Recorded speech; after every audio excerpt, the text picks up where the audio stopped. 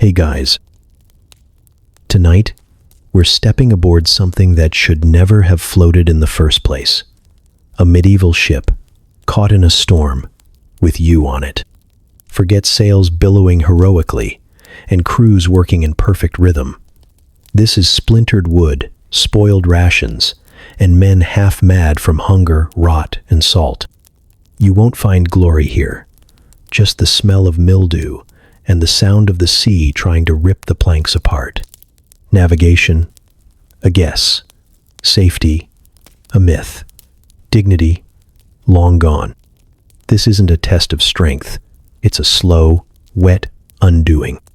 By the time the storm hits, it's not about whether you'll survive. It's how long it takes before the ship, or the sea, decides you're done.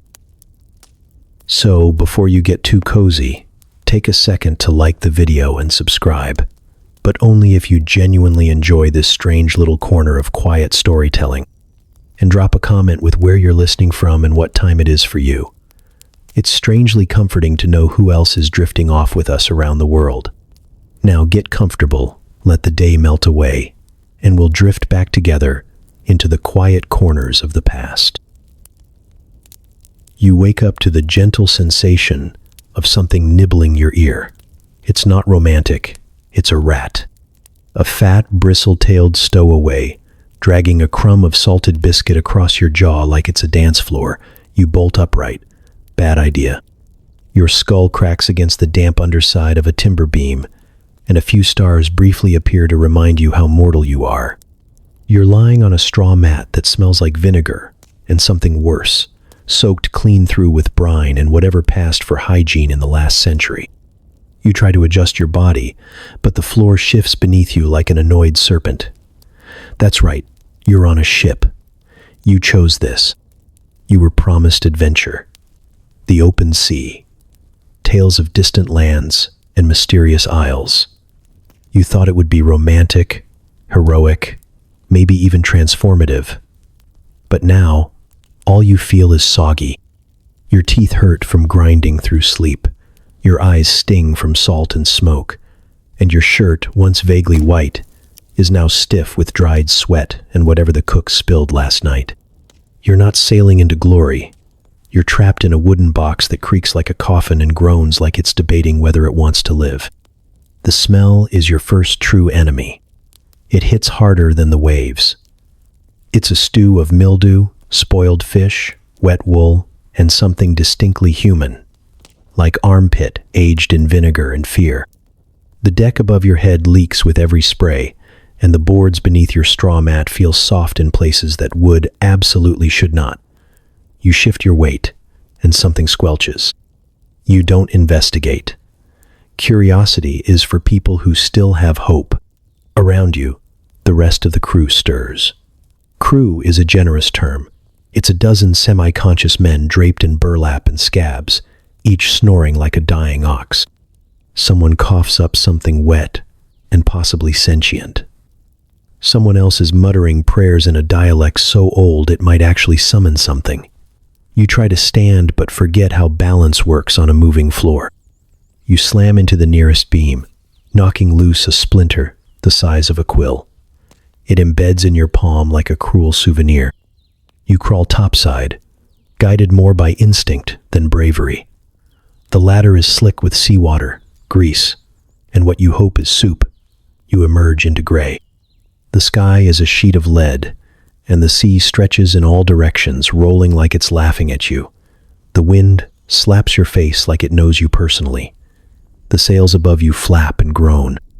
Every rope creaks like it's reconsidering its career. The ship pitches, and your stomach somersaults. A sailor passes you without a glance. He has one eye, no shoes, and what looks like a barnacle growing out of his shoulder. He smells like fermented eel. You nod politely. He belches in response. Somewhere near the helm, the captain is arguing with a gull. The gull is winning. You reach the rail and look out at the ocean. It's vast and alive, but not in the comforting, poetic way. More like a predator waiting for you to blink. The water is gray-green, thick with froth. Waves slap the hull with casual menace. Every creak of the planks beneath your feet feels like a whisper from the abyss. You breathe deep, trying to find some shred of that wanderlust that led you here. All you find is salt and the unmistakable scent of someone emptying their guts behind a barrel. The barrel you just leaned on. You step away, heart heavier than your stomach. And that's saying something. You realize then that this is not an adventure. This is survival. The ship doesn't care about your dreams. The sea definitely doesn't. And the crew? They've already written your name in the probably dead by Thursday column. You are not Odysseus. You are not Magellan. You are not even background character number 3. You are a mistake, floating on splintered timber, held together with tar, prayers, and historical negligence. And the storm hasn't even started yet. You don't meet the crew so much as you survive them. They appear around you like smoke, lurching figures with leathery skin, cracked nails, and the general energy of men who lost their last argument with a bottle of rum and a moral compass. There's no welcome party, no introduction circle, just a thud of boots and a cloud of foot rot, fish brine, and something you sincerely hope isn't gangrene wafting through the morning mist. One of them makes eye contact and spits something thick and yellow onto the deck between you. It sizzles. You nod and pretend that's a normal hello. Your bunkmate is a man called Rudder, or Butter, or something else equally sticky and untrustworthy. He has 3 teeth, and the smile of a man who's either about to sell you a knife or use one. His breath could be bottled and used to strip paint. His one shirt is fused to his body like a second skin made of mold. You once saw him lick a coin for luck, then pocket it with a wink. You didn't ask what kind of luck. The rest of the crew is a traveling museum of human decline. Some are missing fingers. One is missing most of an ear. A man named Goat swears he was bitten by a mermaid. You believe him only because whatever bit him left a scar that looks like it was drawn by someone angry and blindfolded. There's a cook, allegedly, though you're not sure what he cooks with. He stirs pots filled with things that hiss back. One crewman asked what the stew was, and the cook just stared until the man walked away and never brought it up again. You learn quickly that no one here is sober. Not really. They sip a brown viscous liquid from dented flasks and don't even flinch when it peels paint from nearby barrels. It's not alcohol. It's punishment. A few men use it to clean wounds. A few use it to start them. The only man who seems clean is the priest, and even he mutters to himself in Latin while carving bones into dice. One night, you see him lose a bet and calmly remove his boot to ante his remaining toes. He doesn't lose again. Conversations, if you can call them that, consist mostly of grunts, growls, and gestures that may or may not be obscene. They communicate like wolves, tone over content. You accidentally nod at something once and are handed a rusted hook. You don't know what it's for, but you keep it close now, just in case. Hygiene is a rumor. The last time someone bathed, it involved a lightning strike and a lot of screaming. Beards grow wild. Teeth rot openly. The smell is a tapestry of decay, sweat, sea salt, and secrets. Every man on this boat looks like he once tried to murder a ghost and failed. You're not sure any of them know how old they are, or care. They gamble with bones, not dice. Bones. Finger bones, fish bones, whatever the sea coughs up. Someone once bet a preserved rat. It won. The rat now lives in a small box and is referred to with deep respect. You've never seen a rodent with that much power. Trust does not exist here. Loyalty is measured in shared grog and silence during screams. You start sleeping with one eye open and your boots on. Someone tells you that's wise, then tries to trade you their boot for your better one. You decline. The next morning, one of your boots is filled with fish guts. Message received. You were told the crew was hardened, that they were seasoned men of the sea. That part is true, if by seasoned they meant marinated in bad decisions and spiritual rot. They're not sailors. They're survivors. And you're the new meat, the soft one, the one who still flinches. They watch you like a dog sizing up a chicken. You came aboard thinking they might teach you something. And they will. Just probably not the kind of lessons you get to write home about. If you had any ink left, or hands you trusted to write with, you're not part of the crew. Not really. Not yet. First, you have to prove you won't die. Or worse, complain. It's called a cog, which sounds harmless enough, like a friendly gear in a well-oiled machine. But make no mistake, this ship is a mistake. A fat-bottomed, single-masted tub cobbled together from damp planks and historical oversight, sealed with tar and hope, and held upright by nothing more than the fact that God apparently hasn't gotten around to sinking it yet. You climb aboard and feel it sway, not with grace or rhythm, but with the sluggish unpredictability of something that deeply resents being awake. The hull is round, wide, and uncomfortably proud of it. There's no keel beneath you, just a bloated belly of timber that rolls with every wave like a drunk toddler in a barrel. The sides rise awkwardly high, not for protection, but because shipbuilders thought tall and round was a good idea for something meant to battle wind and water. You run your hand along the rail and get a splinter for your curiosity. The boards sweat salt.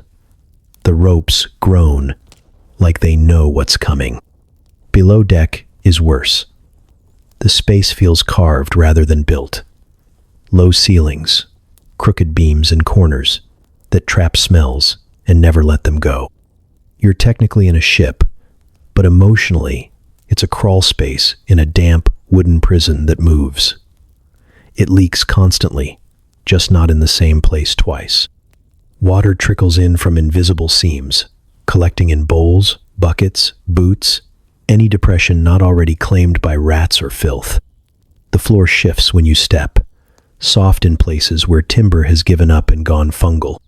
You learn to test every plank before committing your full weight, which gives walking the charm of a full-body trust exercise.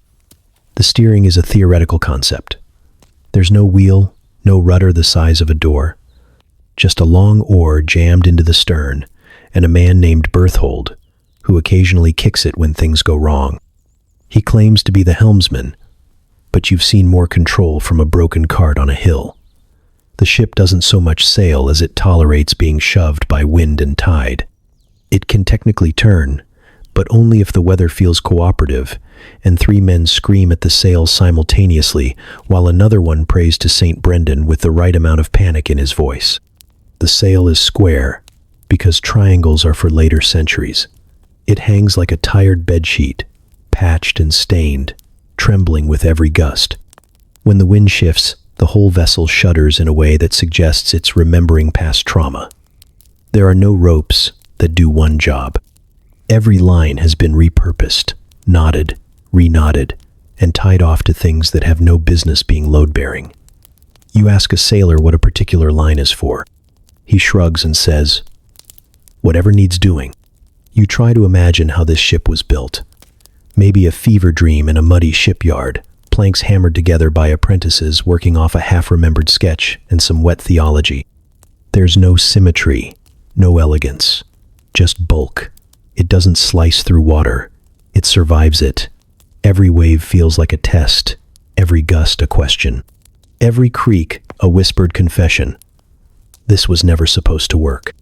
And yet here it is, floating, in the same way a corpse might float, bloated, stiff, and defying the odds. The wood swells with every splash. The nails shift with every sway. There's a steady rhythm to it, like the heartbeat of a dying animal. You lie in your bunk and hear the timbers moan, a sound that starts in the bow and travels through the boards like a slow realization. It creaks in the middle of the night, not because it's moving, but because it's remembering every mistake that brought it here. You wonder if anyone's ever counted how many cogs made it across a sea and how many are sleeping at the bottom. You picture the wrecks, barnacle-crusted husks in the deep, their planks scattered like bones, their crews long gone, remembered only as warnings. You feel the ship list slightly, a lazy, rolling dip to one side that reminds you that you're not just traveling. You're tempting fate, and your boat is already halfway to the grave. At some point, your body reminds you that it still has basic biological needs, even if your dignity has already abandoned ship. You try to ignore it at first, clenching and bargaining, and telling yourself, maybe it can wait until you reach shore. Then you remember there is no shore. Just waves, sky, and a timetable that's been described as God willing, and maybe by spring. So you ask someone, very carefully, very quietly, where the latrine is. They laugh, not with you, at you. Then they point toward the stern and say two words with too much glee. The plank. You walk toward it slowly, like a man approaching execution, and in many ways you are. The bathroom is not a room. It is a narrow wooden beam nailed sideways off the back end of the ship, suspended above an ocean that wants you dead.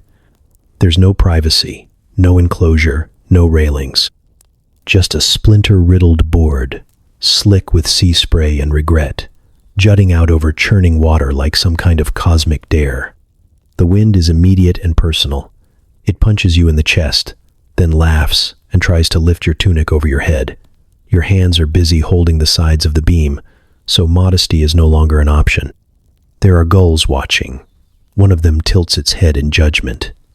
You mutter an apology to no one in particular and try to balance your full weight while also removing several layers of damp wool and trying not to die.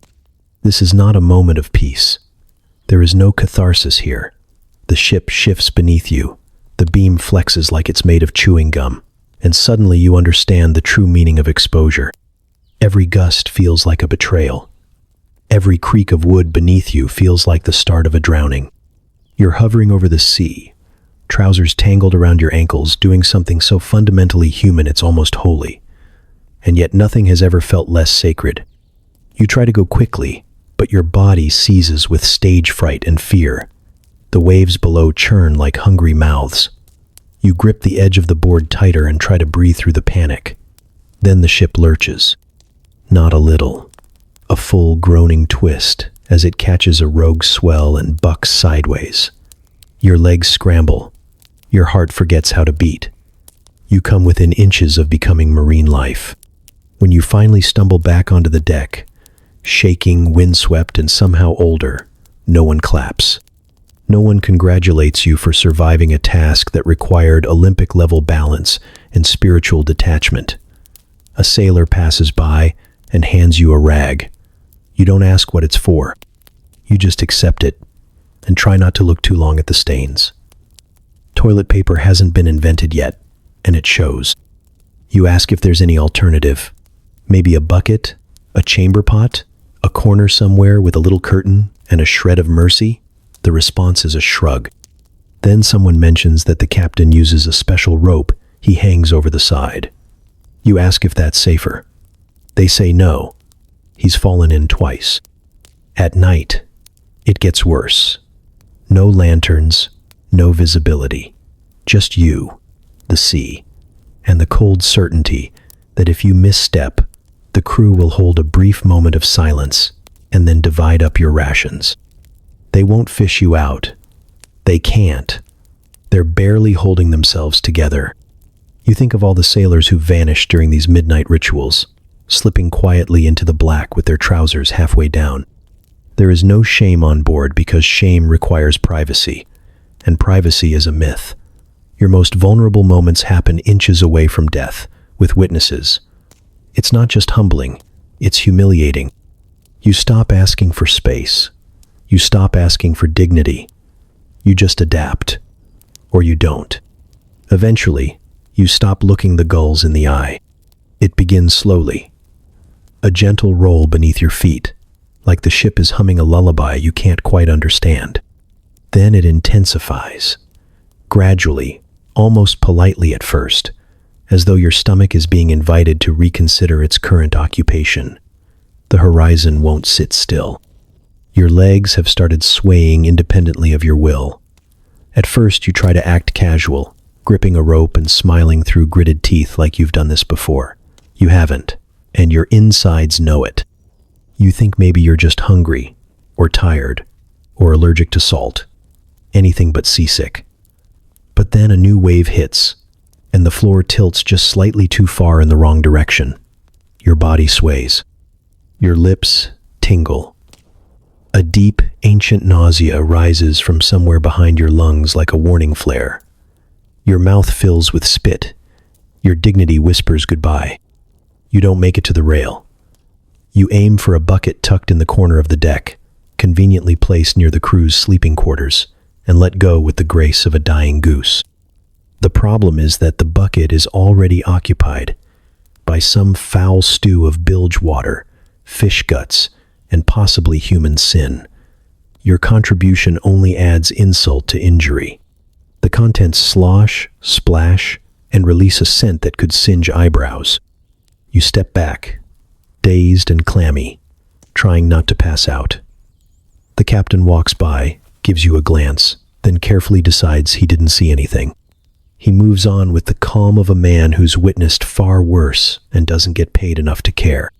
One of the crewmen mutters something about paying your dues, then slaps you on the back hard enough to knock the remaining color from your face. You wobble. He laughs. The rest of the crew doesn't judge you because they're all fighting the same war. Seasickness is the great equalizer. It doesn't care if you're a nobleman, a thief, or a rat in a vest. It takes you apart from the inside, rolls your organs into a ball, and hands them back out of order. The deck is littered with groaning sailors draped over barrels, slumped against ropes, or lying face down in prayer-like poses that suggest either spiritual revelation or imminent collapse. Everyone has a system. Some chew dried ginger, some stuff moss into their cheeks. One man carries a tiny carved walrus tooth he swears wards off nausea. It doesn't. He vomits over the side like a geyser, then nods in satisfaction as if it worked perfectly. You try breathing through your nose, then your mouth, then not at all. Nothing helps. After your third session with the bucket, now nicknamed Old Reliable by the crew, you begin to hallucinate a little. The sky pulses, the waves whisper. Your legs feel like they belong to someone else. You lean against the mast and wonder if this is what dying feels like. A sailor offers you a sip from his flask. It burns like regret. You thank him with a grunt and try not to collapse in gratitude. Eventually, your body adjusts, not by getting stronger, but by simply running out of material to eject. You dry heave for hours. You sweat through your clothes. Your soul tries to escape through your throat but changes its mind at the last second. You stop trying to fight it. You surrender. At some point, you stop caring who's watching. You crouch near the rail like a gargoyle and retch into the wind. A bird flies overhead. You curse it for being free. You now understand why sailors look older than they are. It's not just the sun and salt. It's the constant betrayal of their own guts. Every meal is a gamble. Every calm moment is a trap. And every storm is a promise. You don't become a sailor by learning knots or hoisting sails. You become one by surviving your own body turning against you. You pay your dues, one miserable, bucket-soaked wretch at a time. The sea is calm. That's the first red flag. It glistens like oil and moves like a slow exhale, the kind that happens right before someone tells you the bad news. The ship rocks just enough to remind you it's not moored, but not enough to feel like progress. Days pass like syrup down a slope. The wind has turned lazy, the sails sag, and every rope hangs like it's contemplating an early retirement. You tell yourself this is the calm before something. You hope it's land. You know it's not. You try to find comfort in routine, but routine doesn't exist here. Nothing about this floating purgatory can be scheduled. Meals arrive in wooden bowls filled with gray sludge that may have once aspired to be porridge, but gave up somewhere between the maggots and the mold. You poke at it with a spoon and something pokes back. You eat it anyway because hunger is the only thing that still works properly. Barely. The barrels leak. Every one of them. The salt pork is mush. The dried beans are somehow wetter than when they were fresh. One barrel of drinking water now smells like a cow died inside it and then politely dissolved. You report it. They add more grog to cover the flavor. Problem solved. The crew has entered a phase of stasis best described as feral hibernation. They lie in piles wherever there's shade, shirtless, shoeless, and shivering despite the heat. Their snores vibrate through the planks. One man hums the same three-note tune for 6 hours straight. Another laughs softly at nothing, staring into the horizon like he just remembered something unspeakable. No one asks him what it was. The smell has evolved. It no longer offends. It simply occupies. A thick musk of sweat, fish rot, foot fungus, mildew, and despair clings to the air like humidity made of bad decisions. You don't notice it anymore. That's the real horror. You're adapting. Your skin betrays you first. It starts as a tickle, then a tingle, then an all-consuming itch that blooms across your chest, your scalp, the soles of your feet. You scratch until you bleed. The bleeding feels like progress. You ask the priest if it's a curse. He shrugs and offers a prayer that sounds suspiciously improvised. You thank him anyway. He means well, or he's lost his mind. Could be both. Your teeth hurt. Not from rot, though that's definitely coming, but from the grinding. You grind them in your sleep. You grind them when you're awake. It's the only thing that gives your jaw something to do besides scream. You think maybe you'll lose a few by next week. That feels optimistic. The rats, at least, are consistent. They don't complain. They don't forget your name. You've started naming them. There's Edgar, who nests in the flour. Agnes, who travels with the oranges. And Julius, the bold one who stares you down when you sit on his barrel. You're not sure when they became your main source of companionship. You're just glad they show up. There are moments when you swear the ship isn't even moving. The ocean stretches in every direction like an insult. No landmarks, no birds, just sky and water and the sound of your own thoughts going sour. You ask the helmsman where you are. He gestures vaguely toward that way. You press him. He offers you a piece of salted fish and walks away. You haven't even hit the storm yet. The sky is still blue. The clouds are still soft. But the quiet is no longer peaceful. It's heavy, pressurized, like a breath being held too long. And you know, with the kind of certainty that lives in your bones, that something's coming. Something worse than this. It starts with a breeze. Not a gust, not a gale. Just a subtle shift in the way the air moves against your cheek, like the sea has exhaled after holding its breath too long. You pause. You're not sure why. Something in you, something ancient and lizard-like, sits up and listens. The ropes creak differently. The sails shudder like they've heard a rumor and are trying to decide whether to believe it. Above you, the clouds thicken slowly, like dust gathering in the corners of the sky. No one says anything. That's the first rule. Pretend it's fine. Pretend you didn't just feel the whole ship tilt a little too far to starboard. Pretend the water didn't just change color from lazy blue to something darker, meaner, like bruised steel. The crew moves around the deck like it's just another day. They adjust ropes that don't need adjusting. They check barrels that were already checked.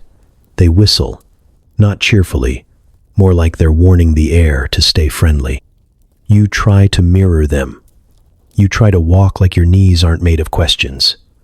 You glance at the horizon, then away, like it's a lover you're pretending not to miss. The clouds pile up in the distance like an army deciding when to march. The light shifts, subtly at first, then not. It's the kind of change you don't notice with your eyes but with your stomach. A grayness that settles over the deck, leaching color from everything until even the rats look nervous. The wind picks up. Not hard, just certain. It moves with purpose now. It doesn't ask where to go. It tells. It wraps around your clothes and presses against your ears like it wants to whisper something but can't decide whether it's a joke or a warning. Your hair lifts, your skin tightens, your heart thumps once, in a way that suggests your body has seen the sky and is filing a formal complaint. One of the sailors ties a rope around a barrel that hasn't moved in days. You ask him why. He shrugs. Just in case. You nod, as if that's a thing people say when nothing's wrong. Another sailor spits into the sea, but not casually, ceremonially, like he's paying tribute. The priest walks the length of the deck, muttering something under his breath. You catch the words, "If it be thy will," and try very hard not to ask any follow-up questions. You stand near the rail and face the clouds. They aren't storm clouds yet, not officially, but they're practicing. Their edges are wrong, too straight in places, too twisted in others, like someone took a child's drawing of a thunderstorm and colored it in with a dying sun. You squint and try to convince yourself it's nothing. It's just weather, water and air being dramatic. Maybe it'll pass. Maybe you'll pass. You tell yourself not to be afraid. And when that doesn't work, you pretend to be someone braver. You plant your feet. You cross your arms. You imagine you're the kind of person who laughs in the face of storms. Instead, you swallow hard and quietly update your will in your head. You mentally bequeath your knife to the one crewman who hasn't tried to poison you. You imagine your belongings. 3 seasick dreams and a splintered bowl being divvied up over stale grog and nervous chuckles. The wind shifts again. This time it doesn't ask. It pushes. The sails snap to attention like soldiers waking up late. The mast groans. Somewhere below deck, something falls with a thud that no one investigates. The sea is still flat. The sky is still holding back. But not for long. It comes without fanfare. Just a shadow, then a roar, then impact. No one sees it in time. One moment you're staring at the horizon pretending to be brave, and the next, the sea rises up and slaps the ship so hard the entire hull seems to flinch. It's not a splash. It's not a surge. It's the kind of hit that makes you question if the ocean has hands, and if they're currently trying to crush you for trespassing. The deck tilts. A barrel rolls. A man curses in 3 languages, none of which seem strong enough. You don't fall, not at first. You just slide, slowly, helplessly, until your boots catch on a coil of rope and you lurch forward into a crate of spoiled onions. The smell is insulting, but not as insulting as the icy torrent of water that pours over the rail and soaks you to your spine. It's not rainwater. It's seawater. Cold, furious, and alive. It punches your chest and steals your breath, and you gasp like someone new to the concept of oxygen.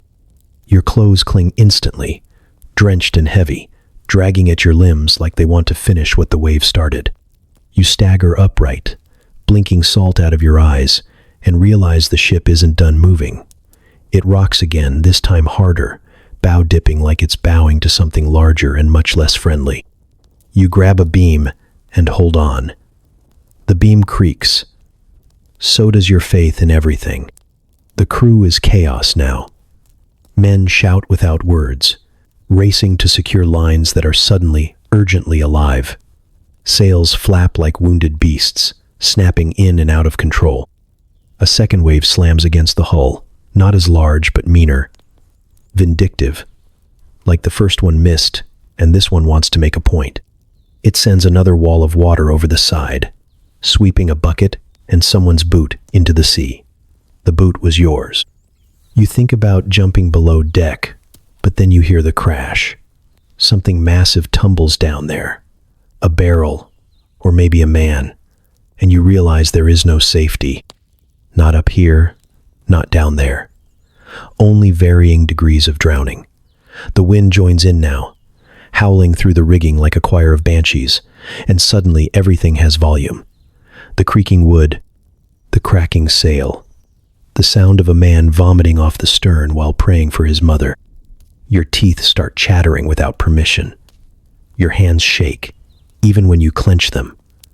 You're cold in a way that's not just physical. It's in your thoughts, in your bones. You shiver and hold tighter to the beam, and for a moment you feel the ship shift beneath you. Not just move, but bend, like a spoon under too much pressure.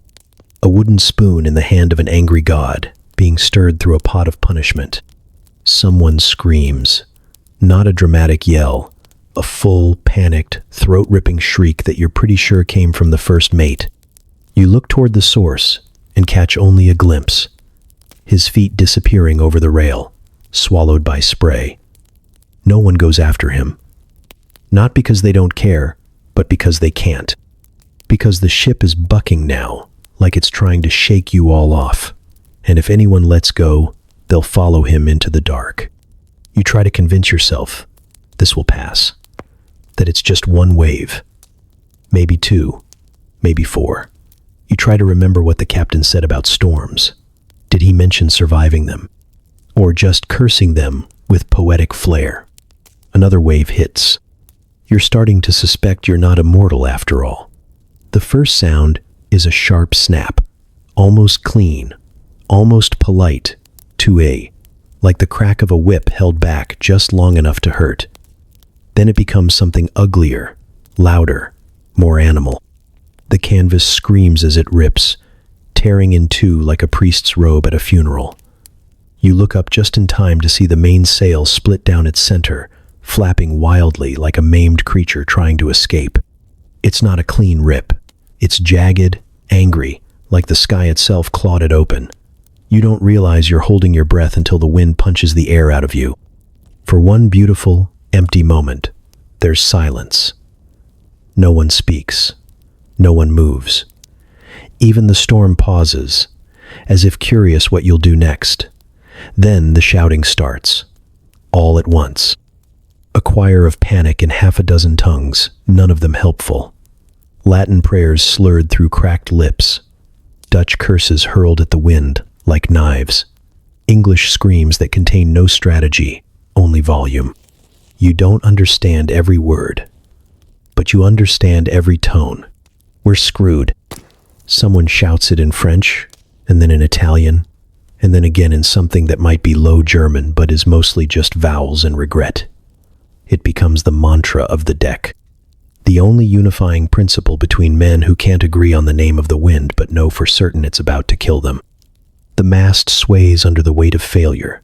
It groans like an old man who's been asked to stand again after years of lying down. The ropes lash themselves loose, whipping through the air with the precision of snakes and none of the mercy.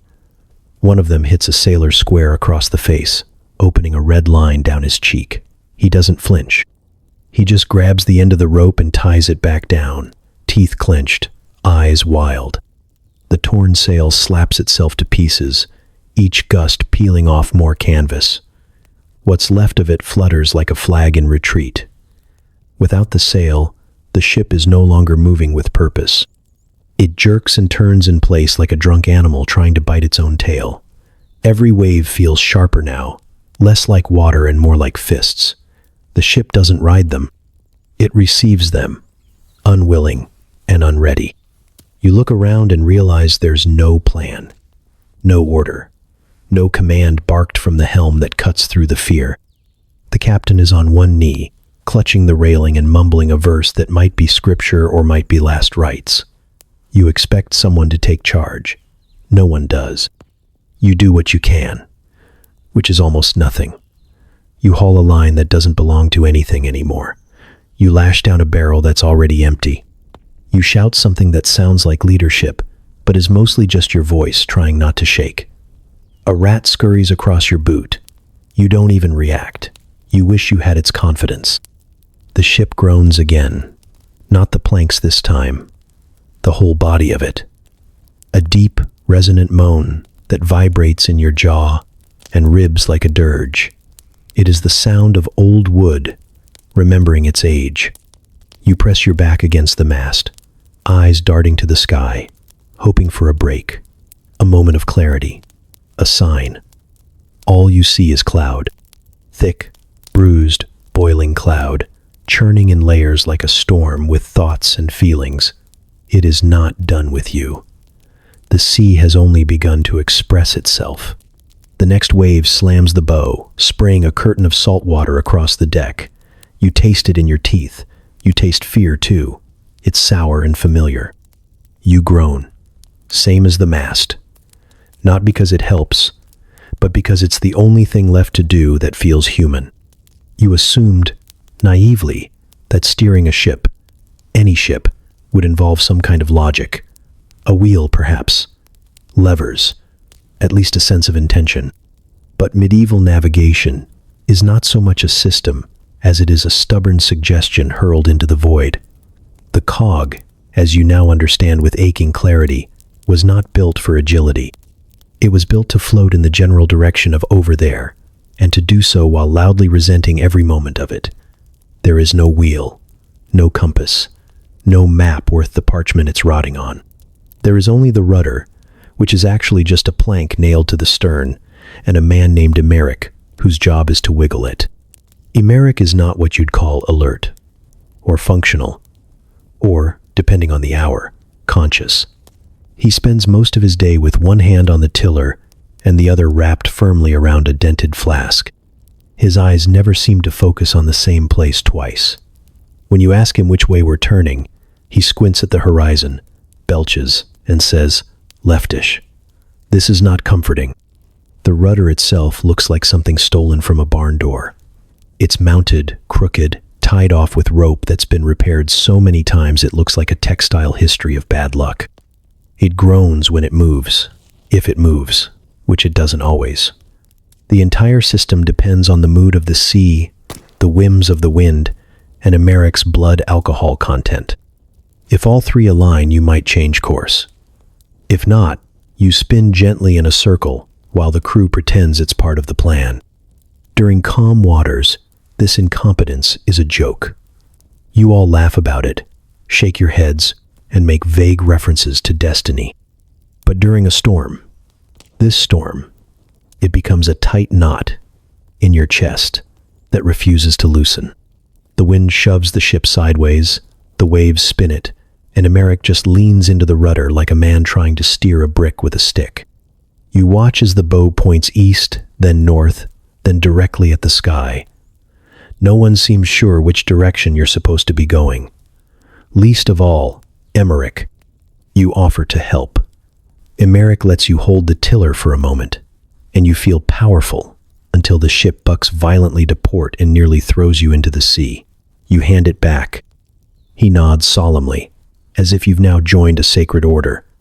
Then he passes you the flask. You drink. Not because it helps, but because you need to believe in something. The rest of the crew adjusts the sails, hauls ropes, and mutters oaths to long-dead saints. You start to pick up names. Saint Elmo, Saint Brendan, Saint Dymphna. One sailor kisses a medallion that looks like it's been chewed on. Another draws a crude fish in tar on the deck and kneels before it. You decide it's time to get religious. You don't know the proper words, so you just whisper apologies to every saint you can remember from childhood. You toss in a few gods from other cultures just to cover your bases. Every time the ship turns, it does so with all the grace of a collapsing shed. The tiller jerks, the deck groans, and the sail flaps like it's trying to escape the entire arrangement. You cling to a beam and try not to vomit again. Emeric shouts something into the wind, though it's unclear whether it's a command or just a challenge to the storm itself. Eventually, you stop asking where you're headed. The truth is, no one knows. Not the captain, not Emeric, certainly not the ship. It's steering itself now, or being steered by forces you don't want to name. You start to think maybe direction was always a myth. Maybe survival is just learning how to drift with enough conviction that it looks intentional. Maybe prayer is just screaming into the wind and hoping it listens. It's still afternoon, technically, but the sun is gone. Not behind clouds. Gone. Like it took one look at what's about to happen and decided to clock out early. The sky is not just overcast now. It's black, deep, and violent. The kind of black that feels too heavy to be natural. It rolls in low and fast, pressing the clouds into thick folds like bruises, swallowing every horizon. You blink and realize it's darker than it should be, your pupils blown wide trying to adjust to a world that's unraveling. You're on deck when it starts. Everyone is. No one wants to be below, where the air is too still and the wood groans like it's keeping secrets. Up here at least, you can see the death coming. You brace yourself, gripping the rail with both hands as the ship lurches again.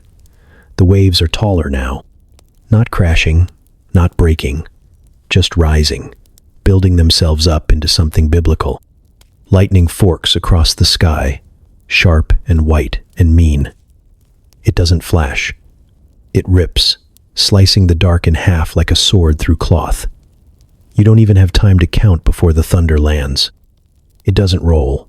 It slams, a full-body blow that hits your chest and vibrates in your teeth. You feel it in your ribs, like your own bones are echoing it back in fear. Then the rain begins. Not drops. Sheets. Walls. It falls sideways, pushed by wind that doesn't howl, but screams, high and sharp, like something dying. You're soaked instantly again, but this time, the cold feels different, not physical, spiritual.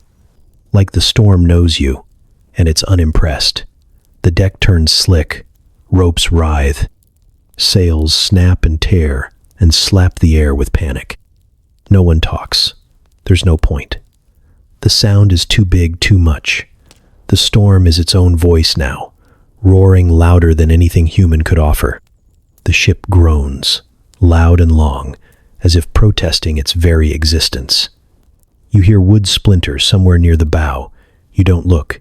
You don't want to know what's breaking next. The sea is hungry. It doesn't surge or swell. It lunges.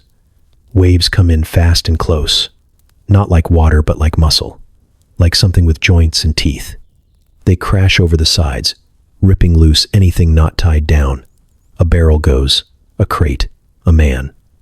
You watch him tumble over the rail and vanish. No sound, no splash, just gone. You try to move, to help, to tie something or someone down, but your legs barely work. The deck bucks beneath you like it's trying to throw you off. Every footstep is a gamble. You crawl at one point, not because you fall, but because it feels smarter to lower your center of gravity and admit defeat. You find a beam and wrap your arms around it, pressing your face against the soaked wood and whispering promises to gods you've never respected. The wind is in your mouth now. It steals your breath and spits it back at you, salty and broken. Lightning strikes again, closer this time, the flash illuminating the ship like a stage. In that white second, you see the fear on every face. Wide eyes, open mouths. Even the rats have disappeared. Even they know what's coming. You don't cry, not because you're brave, but because you've already run out of water to give. The storm has taken everything else. It wants you too, badly. And now you understand. This isn't weather. This is war. It comes from everywhere. From the sky, in slanted curtains that sting your face like thrown gravel. From the sea, in foamy waves that leap the rail and dump themselves across the deck like angry guests arriving uninvited. And from below, yes, below, where the planks are weeping now, soaked beyond repair, groaning as they let the ocean in one slow gasp at a time. Water is no longer something you're sailing on. It's something you're inside of. Surrounded, saturated, owned. You try not to notice how fast the bilge is filling, but you can't help it. You feel it first. A cold slosh around your ankles as you stagger across the lower deck, looking for anything that might resemble a bucket or a miracle. The water is not clean. It's gray and greasy, flecked with things that shouldn't float. Strips of rotten rope. Something yellow that might have once been a turnip. Something else that squishes when you step on it and makes you want to scream. You don't. You're saving your breath. The rain doesn't fall so much as it attacks. It comes in waves, like it's sinking with the sea below, a tag team effort to make you small. It soaks through your clothes, your skin, your bones. You can't tell if your tears are still your own, or if the storm has claimed those too. Above deck, sailors scream into the wind. Below deck, they curse the water rising at their knees. One man is trying to bail with a boot. Another is just laughing. You think maybe he's snapped, or maybe he's ahead of the curve. The walls of the ship sweat salt. The barrels float now, just slightly, just enough to knock into each other with a steady, accusing rhythm. A new leak opens in the hull with a sound like someone sighing deeply. You look at it, then away. You can't plug them all. You can't even try. The caulking has peeled in strips like skin from a burn. Everything you own is wet. Everything anyone owns is wet. There is no dry. The water touches your knees. Not a wave, not a splash, just a steady creep, as if the ship is being swallowed in slow motion. You tell yourself it's manageable, that you're just below deck and the storm is temporary. Then you remember that you've already been saying that for hours, maybe longer.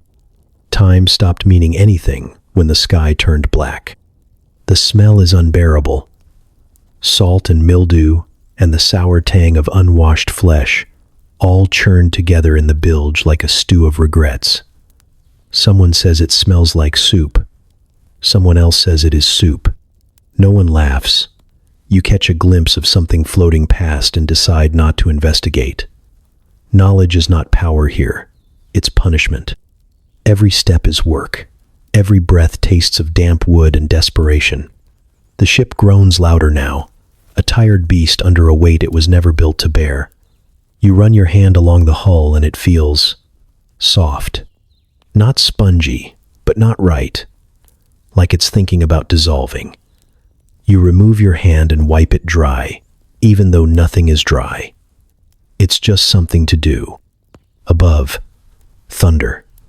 Below, rising water. Around you, the creak of 1,000 old decisions coming apart. You don't know how much more the ship can take. You don't know how much more you can. But you do know one thing, with absolute clarity. You are no longer on a boat. You are inside a wooden coffin, filling from the bottom up. The captain stands at the helm like he's carved from soaked wood, eyes narrowed against the storm, beard clinging to his face like moss on a gravestone. He doesn't blink, doesn't flinch, just plants his boots wide and grips the rail while the sea tries to punch the ship in half. The wind screams around him, tearing words from mouths and hats from heads, but he holds fast. You think, for a moment, that maybe this is leadership. Then he opens his mouth. Hold the course, he bellows, as if that explains anything. You stare at him, dripping, shaking, very nearly concussed. Which course? He shrugs, then squints at the horizon like it owes him money, and mutters something about riding it out. This is not a strategy. This is a man hoping the storm gets bored before it kills him. You've seen rats with better plans.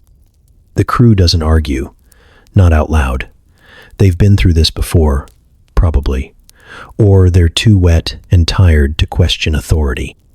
One of them, a wiry sailor named Toma, who hasn't blinked in 2 days, ties himself to the mast with a length of frayed rope and the calm of someone who's already said goodbye to every part of his body. You consider doing the same, but the mast looks worse off than you. It groans with every gust and leans just slightly forward, like it's thinking of leaving. Someone else is praying. Another is laughing. A third just curls up near a barrel and covers his ears. There is no unity in panic. Everyone responds in their own special way, most of them bad. You stagger down the deck, slipping once, catching yourself on a rope that might be alive. Your legs feel like soaked rope. Your fingers are numb. You ask a crewman where the lifeboat is. He snorts. What lifeboat? You stare. He's not joking. There is no dinghy, no skiff, no emergency raft. Because it's the 14th century, and redundancy hasn't been invented yet. If this ship goes down, You're either swimming or sinking. Considering the armor of wet wool clinging to your body like a curse, you're fairly certain it'll be the latter. You look out at the sea, and it looks back, teeth bared. The captain is still shouting about course and wind and trusting the vessel, as if any part of this ship has earned that kind of relationship. He points at the sail, or what's left of it, and hollers something about catching the gust. The sail is shredded. The ropes are tangled. The wind has no interest in cooperation. The only thing being caught is you, between two choices. Pretend this will work, or prepare to die with a little grace. You choose panic, but you do it quietly, with a blank face and clenched fists. You crouch low, try to help a sailor resecure a barrel that won't stop rolling, and think about every decision that led you here. Adventure sounded good in the tavern. Glory always sounds better over ale. No one mentioned the part where you die on a splintered deck, while a drunk man screams into a gale about riding it out. The waves get bigger, the thunder closer. Lightning flashes again, illuminating the captain's face in a wash of ghostly white. He's grinning now, not out of joy, out of defiance, or madness, possibly both. You brace as another wave crashes over the side, sweeping across the deck and dragging a bucket, a crate, and someone's boot into the churning black below. You keep your grip, barely. The captain bellows again. Hold the course. You don't know where the course is. You don't think he does either. But it's all you've got. You find the bucket by accident. It's floating upside down beside a half-submerged crate of turnips that smell like regret and mildew. You grab it, flip it over, and feel a flicker of purpose spark in your chest. This, you think, is something you can do. The ship is dying. Yes, but maybe you can slow it down. Maybe you can carve out a pocket of control in this floating, groaning catastrophe. So you start to bail. The first scoop is triumphant. The water sloshes out with a splash that feels almost satisfying. You dump it over the side like you're sending a message. Not today. The second scoop goes faster. You find a rhythm. You imagine the crew noticing. You imagine the storm nodding in reluctant respect. You imagine surviving. Then you notice the leak. It's subtle at first, just a cold trickle on your foot. But then another, and another. The bucket is dripping, not from the top, from the bottom, several points actually. Tiny holes, like the wood just gave up and let the sea inside. You turn the bucket over and stare at it. 3 finger-sized gaps, one in the seam. You could probably plug one with your thumb if you wanted to spend the rest of the storm squatting like a gargoyle, finger jammed in place, praying no one sneezes. You keep bailing anyway, because what else is there? It's no longer about success. It's a performance, a sacrament.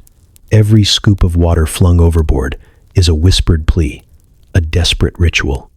You bail like a man trying to empty a bathtub with a sieve, knowing full well the drain's still plugged and the tap's wide open. But you do it anyway, because it gives your hands something to do while your brain unravels. The water is waist deep now in the hold. It sloshes as the ship tilts, rising in waves of its own, little echoes of the storm crashing above. Barrels float past. So do broken tools, scraps of canvas, and what might be a dead chicken. No one's sure. No one's checking. You try not to look at the rat clinging to the beams overhead, staring down at you like you're the idiot in the lifeboat with no oars. The irony is not lost. You scoop. You toss. You curse the bucket. You curse the storm. You curse the moment you ever listened to that silver-tongued recruiter in the tavern who promised gold and glory. You wonder if anyone ever punched him. You hope so. The sea is louder now, not just around the ship, but inside it. You hear it groaning through the walls, trickling through cracks, humming in the nails. The entire hull feels like a sponge that's had enough. The wood no longer resists the water. It invites it, welcomes it. You imagine the ocean pressing a gentle hand to the planks and saying, "Shh, let go." Still you bail. Not because you think it will work, because stopping would feel like agreeing. Another scoop, another dump. The water resists. It leaps back at you, splashing your legs, mocking your effort. Your arms burn, your hands blister, your back seizes. But you don't stop, because motion, at least, feels like defiance. You glance around and see others doing the same, some with buckets, some with pots. One man's using a boot, flinging half-spoonfuls of seawater with the fury of a heretic at a holy fire. No one speaks. You're all past language now. This is the liturgy of the doomed. And with every splash, every slap of water against the side of the ship, you understand. The ocean isn't fighting you. It's playing with you. The tilt begins slowly, almost politely, like the ship is clearing its throat. A subtle lean-to port that makes your stomach shift just slightly off-center. Then it goes further, then further still. And suddenly, the deck isn't beneath your feet anymore. It's beside you, coming up fast, slick with seawater and malice. You lurch, arms flailing, boots sliding, every joint screaming for leverage. You don't fall, not entirely. You just dangle, clinging to a rope that was never intended to carry the full weight of your cowardice. The deck groans beneath the strain. Barrels roll like cannonballs. A crate shatters. You hear someone cry out, maybe in pain, maybe in prayer. It's hard to tell when the words blur together. The ship is listing hard now, almost sideways, and every creak sounds like a last breath. You slam into the railing, ribs first, clutch it like a sinner at confession, and stare wide-eyed into the black teeth of the sea. This is not fear. This is its older brother. Terror, raw and ancient, carves its way up your spine. The kind you don't argue with. The kind that fills your mouth with metal and your mind with regrets. You remember things you did wrong in childhood. Coins you stole. Promises you broke. Every lie you ever told. Every kindness you skipped. Every moment you were petty or small. They all flash before you like pages in a book you meant to finish but never did. You try not to scream. You try very hard. But then the bow dips again. Harder this time. And you make a sound you don't recognize as your own. It's high and thin and distinctly unheroic. You're not proud of it, but you're not dead either. The priest is nearby, perched against the mainmast like a damp gargoyle. You lock eyes. He doesn't say anything, he just shrugs. Then he makes a vague gesture, something halfway between a blessing and a wave, and returns to gripping his rosary like it owes him money. You want to ask him what he knows that you don't, but you suspect the answer is nothing, and that terrifies you more. Everything on the ship has come loose. Ropes slither across the deck like panicked eels. Tools tumble. The sail flaps wildly, still attached but barely, like it's trying to detach itself from this nonsense and flee into the storm. Men are crawling now, not walking, scrambling for anything that doesn't move. One sailor has tied himself to the railing and is whispering to it like it's his mother. Another is face down, clinging to the planks and weeping into the grain. The sea crashes over the side in waves thick enough to feel like fists. They slap the hull, hammer the deck, fill your boots. You're soaked through, lips blue, hands numb. The cold is not just in your body, it's in your thoughts, freezing logic and replacing it with instinct. Hold on, don't let go, don't look down. But of course you do. And what you see is worse than the storm. You see depth, endless, dark, swirling depth. Water that looks like it doesn't just want to drown you but digest you. A liquid grave yawning open, patient and eager. You feel smaller than you've ever felt.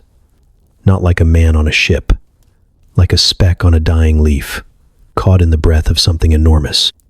The ship shudders again. The mast tilts with a crack that sounds like a neck breaking. You grip the rail harder, bones grinding against wood, eyes squeezed shut. And somewhere, behind the thunder, behind the wind, behind the chaos, you swear you hear the sea laugh. At first you don't even notice the singing. It sneaks up through the storm.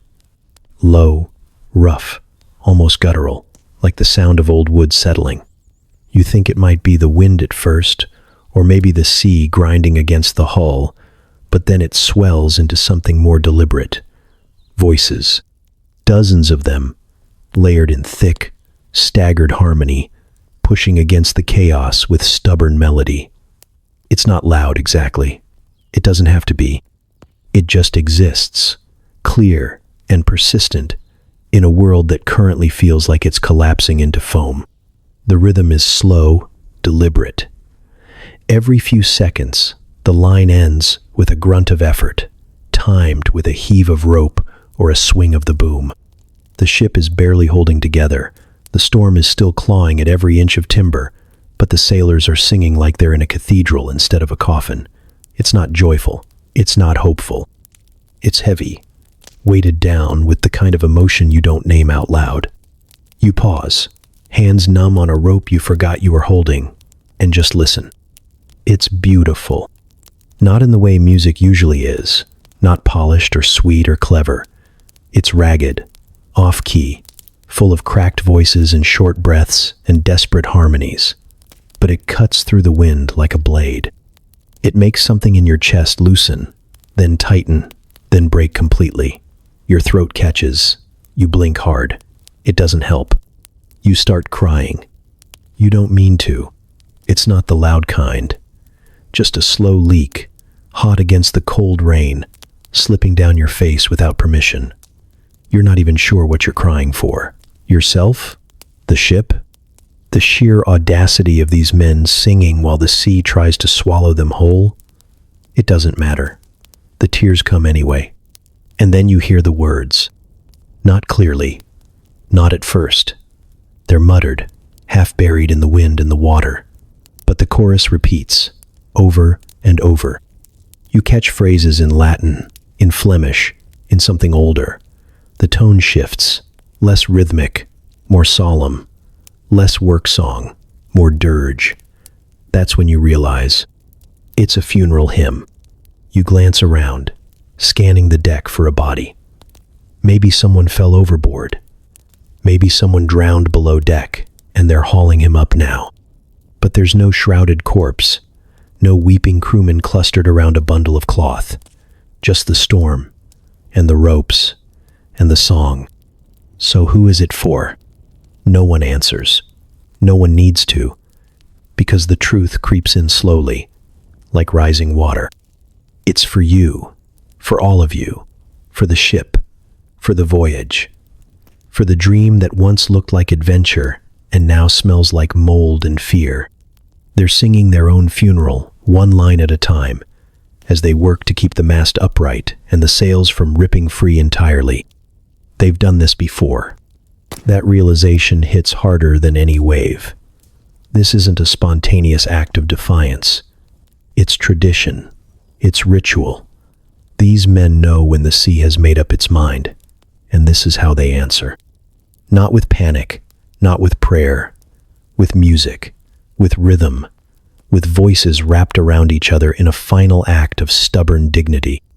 You grip the rope again, unsure if you're pulling or holding, or just using it to keep yourself from falling. The wind howls louder now. The sea slaps harder. The deck shudders beneath your feet. But the song continues. And somewhere in the middle of it, amid the aching beauty and the quiet horror, you realize something. You've never heard anything so human. It happens fast. One moment he's there, pulling a rope taut against the wind, soaked to the bone and swearing between his teeth. The next, he's gone, swept sideways by a wave that came out of nowhere, the kind that hits like a horse kick and leaves nothing behind but spray and silence. You don't even catch his name. You think it might have started with an H. Or maybe you imagined that part later, trying to make him more real. The scream is short, desperate, yes, but not theatrical. Just a raw note, rising above the wind for a single breath before it's cut off completely. You hear the splash, or maybe you feel it. The ship rocks slightly, adjusts, and continues forward like it didn't just lose someone. The rope he was holding unravels slowly from the pin, slapping softly against the wet deck. No one shouts. No one leaps after him. No one even leans over the railing to check. A few of the crew glance in his direction, just long enough to confirm what they already know. One man mutters something under his breath, something that might be a prayer or just a curse too tired to be loud. Another tightens a knot, then moves on. The priest closes his eyes and presses 2 fingers to his chest. Then he's back to tying the sail. You're still staring at the space where the sailor had been. Your hands are shaking, though you're not sure when that started. Your mind tries to protest, tries to form the words, "We have to go back," or "We can't just leave him." But your mouth doesn't bother. You already know how that conversation ends. You're not in a world where that kind of logic survives. You're in the sea's world now, and the sea doesn't do rescues. You turn to the captain, hoping for some spark of grief or guilt or even irritation. He's already barking orders again, voice hoarse, arms waving. The man overboard is gone. His absence folds itself into the storm like a drop into the ocean. Nothing has changed. Except you. You feel something crack inside, soft but deep. Not grief exactly, more like realization. The understanding that this isn't a crew of heroes or friends or even men. This is a pile of meat with names. Bones held together by salt and spite, all here for one reason: to keep the ship moving until something breaks.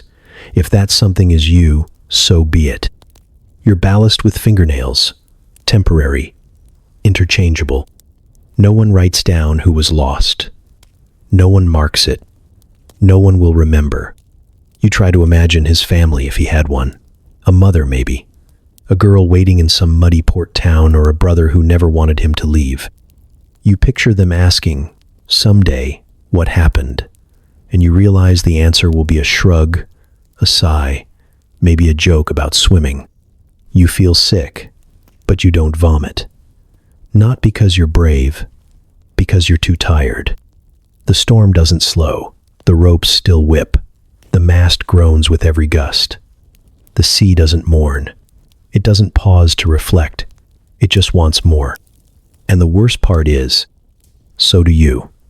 Not out of cruelty, out of necessity. Because for the ship to stay afloat, something has to be lost. You just hope, next time, it's not you. But you also know better than to hope too hard. The flash blinds you before you even know it's coming. 1 second the world is dark, the storm cloaking everything in shades of panic and rain. The next, the sky rips open with a light so white it erases the deck, the sea, the men. Everything gone, just void and heat. For the tiniest sliver of a moment, you think maybe you've died. Then the sound hits. It's not thunder, it's not even noise. It's pressure, a sound so massive it feels like the air itself has collapsed inward, like the heavens have lost their temper and punched straight through the atmosphere. You feel it in your teeth, in your bones, in your gut. It rattles the railing beneath your hands and sends a spike of pain through your ears that doesn't fade so much as settle in, like a roommate you can't evict. Then comes the fire. Yes, fire. In the middle of a storm that's throwing ocean at you in buckets, the mast bursts into flame like someone lit it with spite. The lightning found its mark. The crack was clean, vicious, direct. Now the tallest thing on the ship is screaming orange, eating itself from the inside out. Smoke churns upward into the rain and wind, defying logic, defying mercy. You don't understand how it burns, but it does. You expect panic. You expect screams. You get neither. The crew doesn't run, they don't shout. They look at the fire the way you'd look at a broken mug. Inconvenient, not surprising. Another item added to a growing list of impossible problems that you're supposed to fix with rope, sweat, and a prayer you've forgotten the words to. Someone tries to throw water on it. The bucket misses. Another man just walks past it entirely, hauling sailcloth like the mast isn't actively being consumed by flame. One of the older sailors spits on the deck and mutters something about omens. The priest doesn't even lift his head. And then there's the captain. He stands near the blaze, watching it like it owes him an apology. His face is lit by the fire, all sharp shadows and wet fury. You expect him to give an order. He doesn't. He just mutters, "Let it burn," and turns back to the helm like this is a casual Tuesday. You think he might be smiling, but it's hard to tell through the smoke. The fire crackles despite the rain, spitting sparks into the wind like curses. It climbs higher, reaching for the tattered sail above like it wants to set the sky on fire too. You back away, not out of strategy, just instinct. The heat is intense, but not enough to ward off the cold. Nothing is. You're soaked and shaking, eyes stinging from the smoke and the salt and maybe just the sheer absurdity of watching your mast turn into a torch in the middle of the ocean. You laugh once, sharp and bitter, because what else is there to do? The sound comes out wrong. It sounds like surrender. The ship groans again, tilting slightly as another wave slams into the hull. The mast shifts, wood splitting with a sound like a scream. A chunk of flaming timber falls to the deck and rolls toward a coil of rope. You stomp it out, or try to, but part of you wonders why you even bother. The storm rages, the fire rages back, and somewhere between the two, you start to wonder if this is nature punishing you, or just toying with you. Either way, the message is clear. You're not in charge. You never were. You don't hear the crack so much as feel it. A sudden shift beneath your boots, like the ship exhaled wrong. Then a sound tears through the hull. Not a snap, not a groan, but a deep, wet rip. You stagger, catch yourself on the nearest beam, and look down to see a line zigzagging through the deck like a scar splitting open. It's thin at first, just a hairline fracture, barely wider than a splinter, but it widens, fast. The storm doesn't pause to acknowledge the disaster. Rain lashes sideways, the wind howls with glee, and another wave slams into the bow like it wants to finish what the lightning started. You hear shouts, high and raw, every language at once, none of them helpful. Ropes snap, sails flap, and then the crack becomes a chasm. The deck splits in two, not evenly, not politely. One side lists starboard, the other port, and you find yourself straddling the break, one foot on each half of a dying ship. The planks groan beneath you, nails shrieking free like they've finally had enough. You jump back just in time to avoid falling in. The split yawns wider, exposing the black mouth of the hold below. It smells like salt, mold, and something old enough to have its own name. Men scream. Some try to leap across the breach.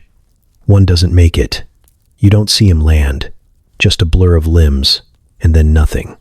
Gone. A few sailors scramble to tie the two halves together with rope, like they're trying to fix a broken rib with string. Others stare blankly, still holding their duties, as if the ship hasn't just committed a slow-motion suicide. You're standing on the aft side now, shaking and soaked, watching the foredeck drift an inch farther away with every roll of the sea. The split is slow but certain, like the ship is remembering it was once a tree and wants to return to the forest in pieces. You look up and see the captain, still near the helm, still shouting into the wind as if volume equals control. He doesn't seem to notice the ship has halved itself. Or maybe he has. Maybe he just doesn't care anymore. You kneel near the breach, knuckles white around the splintered edge, and try not to think about how deep the ocean is. You try not to think about what's down there. Instead, your mind goes quiet. Not calm, just still. And then it starts making deals. You tell heaven you'll be good, that you'll never lie again, never steal, never curse the weather or spit in the street or laugh during church. You promise to build a shrine or say a prayer or light a candle every year for the rest of your life if you just live through this. You don't even know which God you're negotiating with. You just throw the words into the storm like coins into a well and hope something, anything is listening. The ship lurches again, The crack widens. The foredeck dips lower, its end dragging against the waves like a toe in bathwater. You can hear the hold flooding now, a thick, rhythmic slosh that sounds like drinking. You realize then that you're not on a ship anymore. You're on a question of time, of weight, of mercy. And mercy feels unlikely. The deck beneath your knees is slick with seawater and blood. Maybe yours, maybe someone else's. You press your palms to it anyway, like touch alone can hold it together, like faith has mass. Another wave hits, another groan, another inch lost. And just like that, you're in two ships, both sinking, neither yours. It happens the way bad things always do, suddenly, and then all at once. One moment you're scrambling across the slick deck, knee-deep in chaos, your hands raw from rope burns and salt. The next, the world disappears beneath you. A board gives way, or a wave lifts you just high enough to lose footing.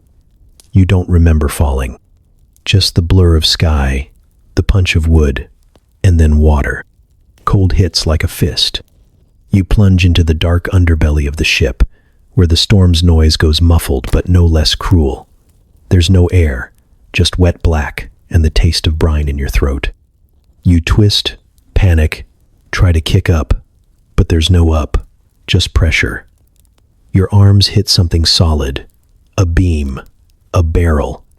You're not sure. It shifts and knocks the wind out of your lungs, what little was left. You claw at the water, and the water claws back. You find the surface by accident, coughing, sputtering, gasping in air that smells like rot and smoke. The hold is a mess of broken crates, floating debris, and displaced cargo, sloshing like a soup of despair. Rats swim past, their slick bodies moving faster than yours. One scurries across your shoulder and vanishes into the shadows. You don't even flinch. It's not the worst thing that's touched you tonight. The light comes from above, just enough to see the ruin. The mast is still burning, its glow leaking through the ragged hole in the deck like hell's nightlight. Smoke curls downward, mingling with steam and salt, painting the beams in flickering gold and shadow. You tread water between two shattered barrels, surrounded by things that used to matter. Sacks of grain, a bent sword, someone's coat. Everything smells like failure. You try to swim to the ladder. It's half submerged, the bottom rungs vanishing into a soup of seawater and splinters. You reach for it. It pulls away. No, it's the ship that's shifting again, tilting deeper. You're being lowered, slowly but certainly, like an offering.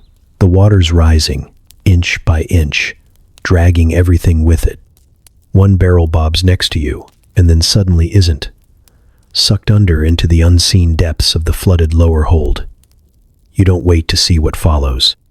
You lunge for the beam overhead, fingers scrabbling at the slick wood.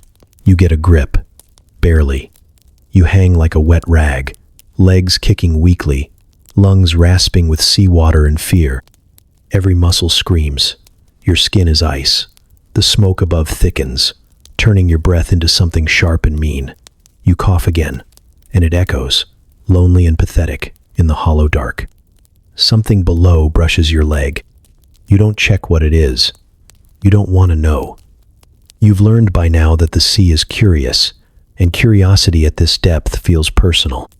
Instead, you pull harder, drag yourself onto a tilted beam, collapse there like a seal stranded on a rock. You lie flat, chest heaving, eyes locked on the burning mast above. It flickers like a warning, or a countdown. You can still hear the storm outside, but it sounds far away now, muted, like it's moved on to torment someone else. But the ship hasn't stopped dying. Not for a second. Water sloshes louder. The hull creaks like it's trying to confess. The world rocks violently again, and something massive crashes below, sending a wave over your body that nearly pulls you back in. You don't scream. You've run out of noise. So you just lie there, soaked and shaking, staring at the firelit ceiling, wondering how much longer drowning takes when it happens this slowly. Your boots are the first to go. 1 minute they're squelching uselessly on your feet, soaked through with seawater and regret. The next, they're bobbing past you like smug little lifeboats, riding a current that didn't used to exist inside the ship. You don't even have the energy to curse them. You just watch them drift off into the dark like old friends who decided you weren't worth the trouble anymore. Without them, every step feels raw.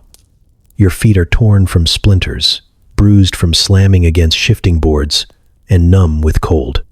Not just the kind of cold that stings, but the deep kind. The kind that creeps into your joints and starts to whisper that it belongs there. You try to move. You manage a step, then another. Each one sends a message to your brain that says, simply, stop. But there's no stopping, because the sea is here now. Not around the ship, not beneath it. Inside, it started slow, like an intruder testing the locks. A leak here, a puddle there. But now it moves through the hull with purpose, like it's paying rent. It sloshes down corridors, swirls around corners, pools in rooms that once stored food, tools, maps, things that made this voyage feel like a plan instead of a sentence. Now everything's soaked. Everything smells like salt and mold and inevitability. You pass by the galley and see a loaf of bread floating like an insult. A rat clings to a hanging chain above it, soaked but surviving. Smarter than you. The thought comes and goes. So do your toes. You can't feel them anymore. The ship groans again, deeper this time. Not the normal creak of stressed wood, but something closer to surrender. A long, low sound, like it's inhaling one last time. You press your hand against the nearest beam. It's slick and pulsing with water behind it. Alive in the worst way. You imagine the hull as a rib cage, and the ocean pushing inward, slowly cracking each piece until there's nothing left to protect. You wade forward, ankle deep, then shin deep, then deeper still.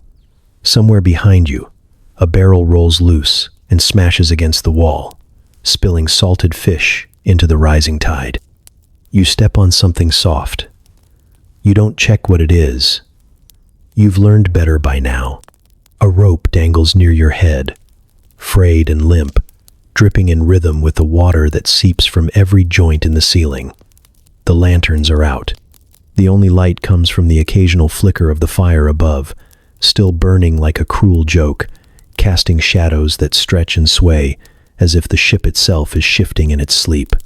You think about the boots again, not because they were important, but because they were yours. They were supposed to last. You had imagined walking off this ship in them, muddy, victorious, dramatic. Now you're barefoot and bleeding, and the sea doesn't care. No one's shouting anymore. The crew has gone quiet, scattered into corners like damp leaves. Some are praying, some are still working, pointlessly. Some are just sitting, eyes wide, waiting for the final verdict. You don't know which one you are. You just keep walking, because standing still feels like giving up, and you've already done that once tonight. Another wave slams into the hull. The floor shifts. You stagger, fall, go under for a second. The water's at your waist now, maybe higher. You come up sputtering, blinking in the dark. Your feet don't touch the floor anymore. You float, not because you want to, because you have no choice. And that's when it hits you. The sea isn't invading. It's winning. It starts with the wind changing. Not a breeze, not a gust, a punch. A sudden force that grabs the entire ship by its spine and twists. You're mid-step when it happens. And then gravity stops, pretending to be your friend. The world tilts, lifts, drops, all at once. For one fraction of a second, you're flying. Not soaring, not gliding. Thrown. Your arms flail in the dark, reaching for ropes that aren't there, for something solid to betray you slightly less. But the air is slick and empty, and you're weightless long enough to understand just how badly this will end. Your thoughts are fast and useless. You curse the storm. You curse the ship. You curse yourself for ever stepping on board. Then you land. The crate breaks first, splintering like a dry bone. Your body follows, crashing into the wreckage in a mess of limbs and pain. The sound your ribs make isn't sharp. It's wet, immediate, final. Breathing stops being casual. It becomes a project. The air leaves your lungs in one jagged rush, and it takes your scream with it. You roll, or maybe the ship rolls you. The deck lurches again, dragging you sideways through broken wood and freezing water. Every breath tastes like salt and copper. Every inch of your body protests, but none louder than your chest. You try to stand. Your knees argue. You settle for crawling. The storm isn't even impressed. It howls on, tearing at the rigging above like it wants to undress the sky. You can hear the sail, what's left of it, flapping with fury, snapping in and out of existence, as if it too wants to be anywhere else. Rain lashes your back. Waves punch the hull like they're owed money. You cling to a beam, fingers numb, face pale, ribs screaming like sirens. Someone shouts nearby, or maybe cries. The sound is lost in the chaos, just another offering to the noise. You can't look. You can't move fast enough. You're stuck in a slow loop of pain and bracing and hope. You laugh. Once. It sounds like a cough. The crate you landed on is still under you, or what remains of it. It used to hold tools, or maybe salted meat. Now it's just shards and waterlogged wood. You imagine it was valuable. Now it's your mattress, your throne, your punishment. Above, lightning paints the sky white again, showing you everything you already feared. The tilt of the mast, the panic in the crew's eyes, the waves rising higher than they should be allowed to. You see the priest again, arms wrapped around the mainmast, lips moving in prayer or surrender. You don't pray. You try to breathe. It takes effort. The pain in your side is a living thing now. It pulses with every heartbeat, like it's chewing on your lungs. You press your hand to your ribs and feel the shape of wrong. Sharp edges where there shouldn't be. Movement when you inhale. Not enough blood to panic yet, but you know it's coming. The ship groans again, a deep, hopeless sound. Another wave hits, and you nearly slide back across the deck, but the beam holds. Barely. You close your eyes and cling harder. For a moment, there's quiet. And then the sea climbs higher, the wind gets crueler, and you understand something new. You've left survival behind. You're in the part of the storm where it simply decides what to keep. It doesn't end with a grand finale. There's no triumphant moment where the storm tips its hat and drifts away. It just slows.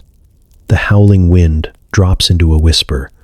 The waves stop climbing like they're trying to eat the sky, and the rain fades to a thin drizzle.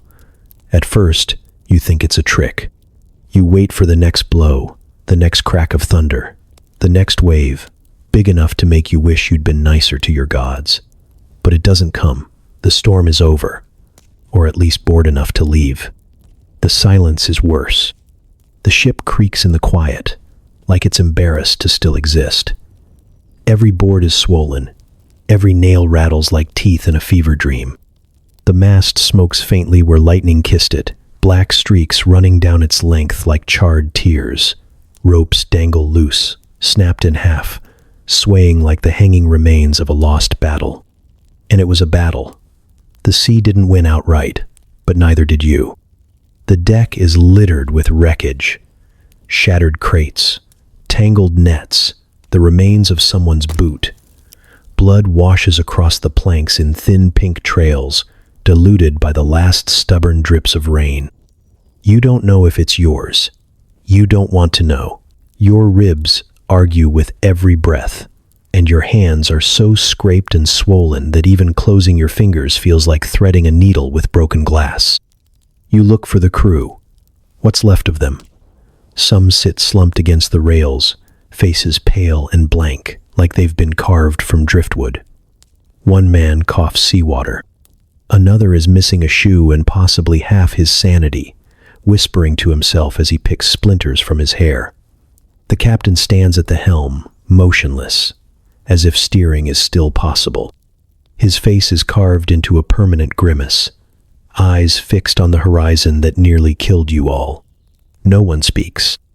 The sunlight pushes through the clouds in reluctant streaks, pale and watery, as if even the sun doesn't want to see this mess.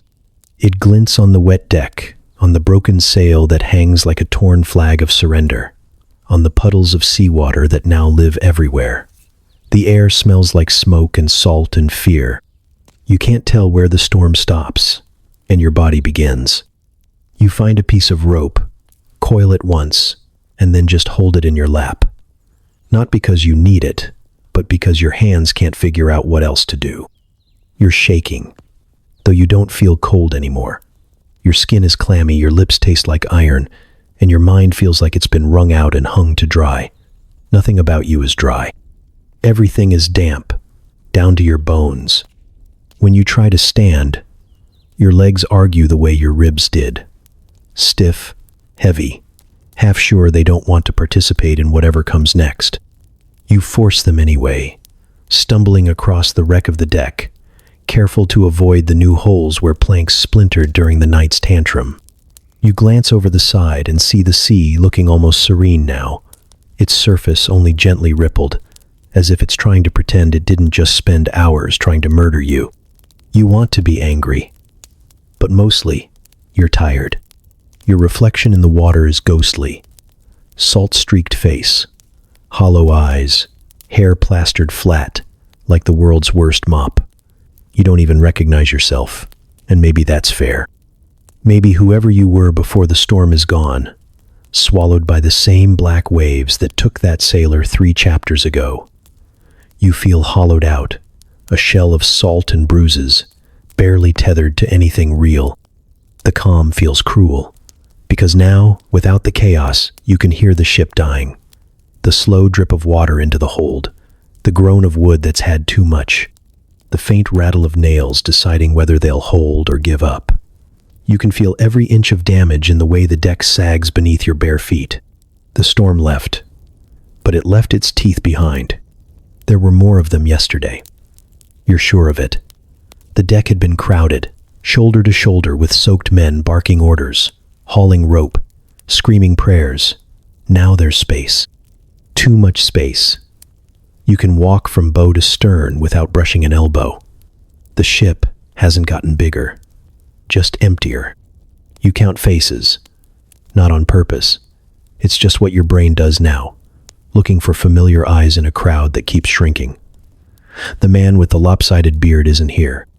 Neither is the kid with the missing tooth who used to hum while tying knots. There's no sign of the giant who swore in 3 languages and laughed at lightning. Gone. All of them. Like the storm reached down with fingers made of salt and plucked them off the deck. You don't ask where they went. Some you saw vanish, pulled overboard by a rogue wave, or dashed against the rail as the ship tilted like a drunk with a grudge.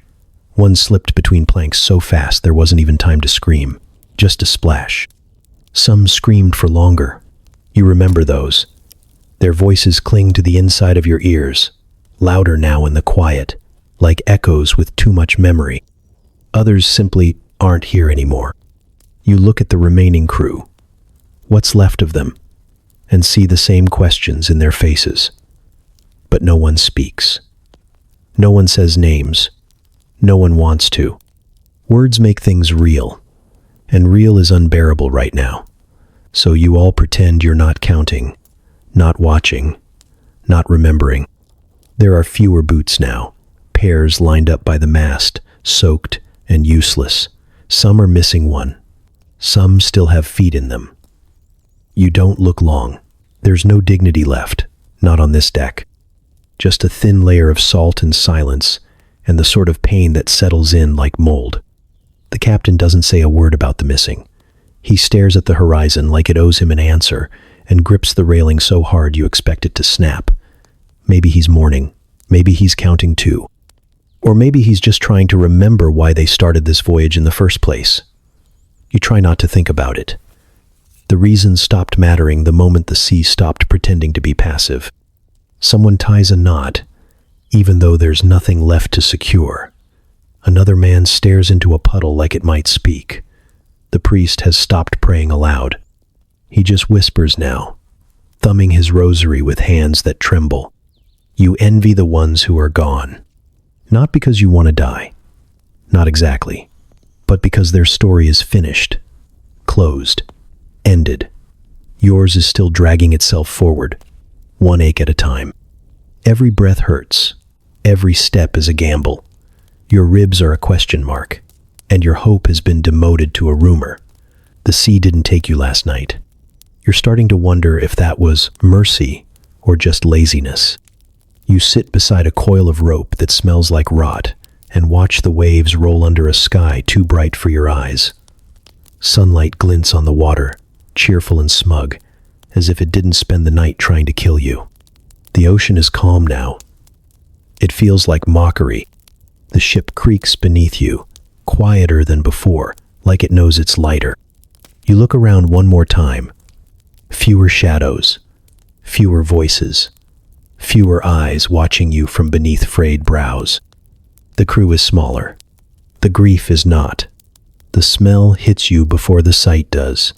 It creeps up through the hatch like guilt, sour and heavy, coating the back of your throat before you even know why you're gagging.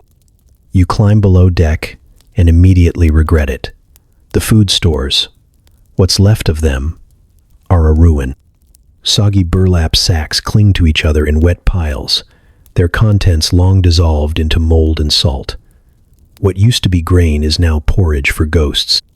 The rats beat you to it, of course. They always do.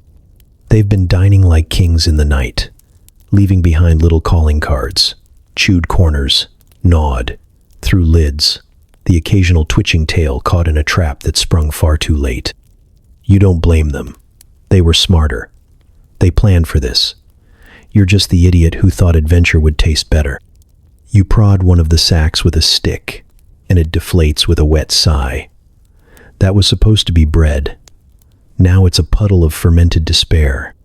Next to it, a crate of apples has collapsed into a gelatinous heap, the skins floating like drowned leaves. Someone mutters a curse behind you. You don't know if it's at the food or at the universe. There's one barrel left standing. A miracle, really, that it's upright. A black ring of dried brine circles its base, and the lid has been wedged on with something resembling religious caution. Someone scratched the word fish into the wood with a dagger.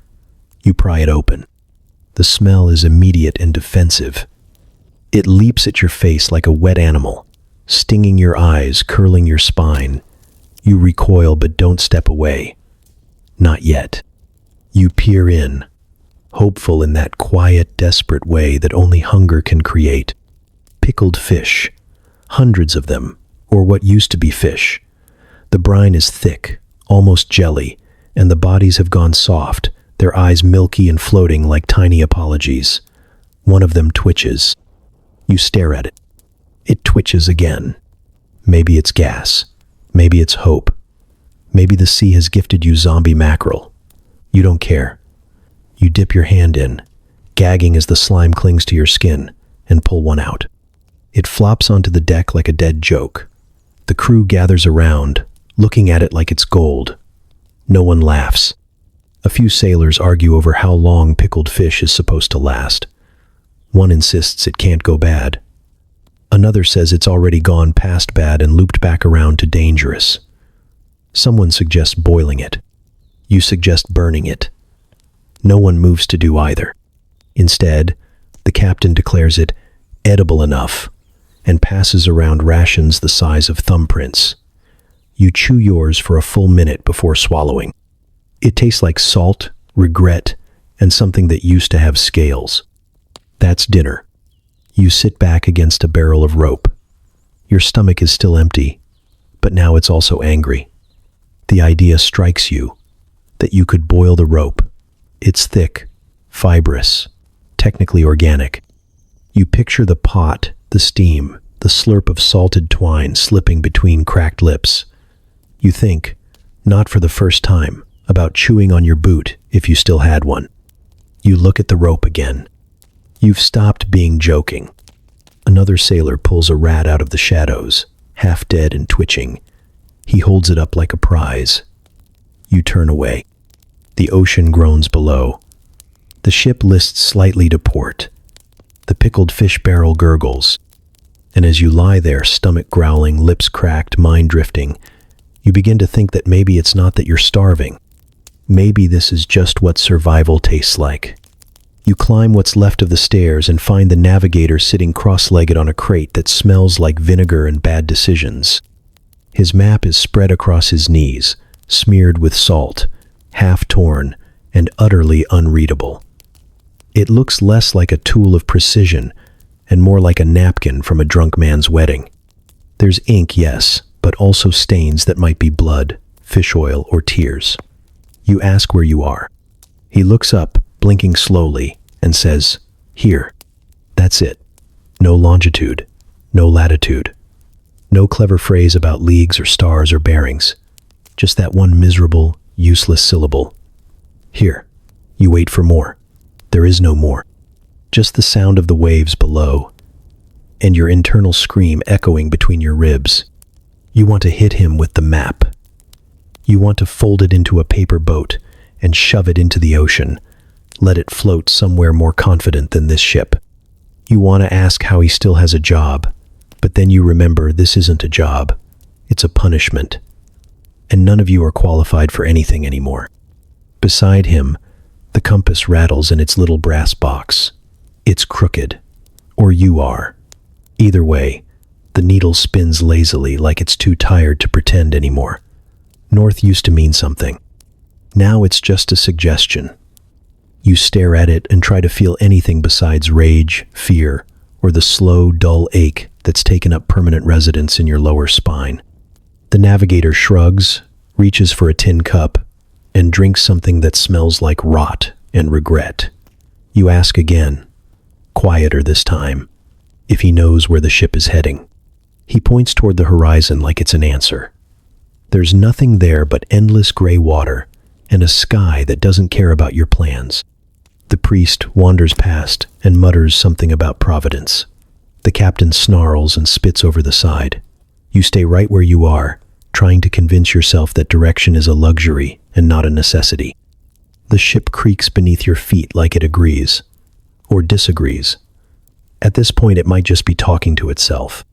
One of the crewmen laughs suddenly, sharp and high, then stops just as fast. You don't ask. You're too busy staring at the map, tracing your finger over meaningless swirls of ink, wondering if any of them represent your failure. One curve might be the coastline, or a wine stain. Another mark could be an island, or a dead insect. It's cartography by desperation. You sit next to the navigator and try to understand what kind of person still uses the stars after they've been stolen by storm clouds. He gestures at the sky, at a patch of light that might be the sun trying to claw its way back through the mess. East, maybe, he offers. Then he frowns, like that word betrayed him. East, maybe. You think of all the places east could be.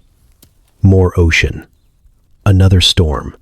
A reef with your name on it. Or nothing. Just more of this. More wood and water, and men who can't remember where they came from, let alone where they're going. You want to cry, but your eyes are dry and salt-burned. The tears gave up 3 days ago. They knew better. The navigator folds the map slowly, almost lovingly, like it's a pet he can't admit is dying. He tucks it into a canvas pouch that leaks at the corners. The compass spins one last time, then sticks, pointing not north, not anywhere, just away. You sit in silence, watching the water, and realize you're not lost. You're just nowhere. The horizon mocks you. It stretches in every direction like a dare, an unbroken smear of gray and salt that offers exactly nothing. You squint into it, eyes sun-scorched and salt-stung, trying to find even a smudge of green, a shape that isn't a wave or a cloud or your own wishful thinking. Nothing. Just water. Just sky. Just more of what you've already survived, stretching outward like a sentence with no punctuation. Someone swore they saw gulls this morning, said they heard them calling. That was 3 hours ago, and no one else saw or heard anything. The man who said it hasn't repeated it since. He's sitting with his back to the railing now, eyes fixed on his lap, like he's afraid the ocean will accuse him of lying.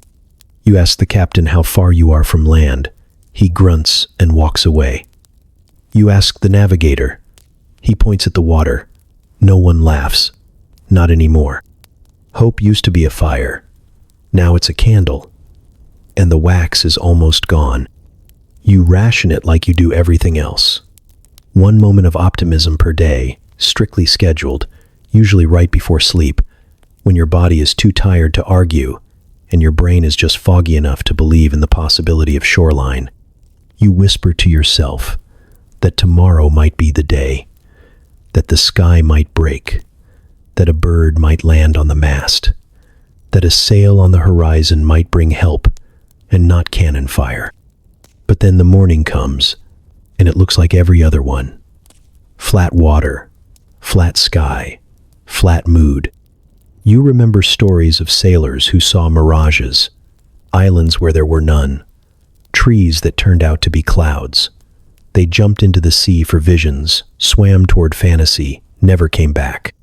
You're starting to understand why. At a certain point, reality is just bad manners. A hallucination is polite. It gives you something to aim for. A few men still scan the horizon like they expect it to change. Most don't bother. One carves shapes into the deck with a nail, a crude map of an island he swears he visited once as a boy. It has fruit trees and clean water and women who don't smell like bilge. The island might be real. The memory probably isn't. But no one stops him. Even the ocean is quieter now, like it knows it's already won. No storms, no waves, just a slow, steady rocking that would be soothing if it didn't feel like a lullaby sung by your executioner. The sails hang limp. The wind has forgotten you exist. The ship floats forward by habit, not direction. You lie back against a coil of rope and close your eyes.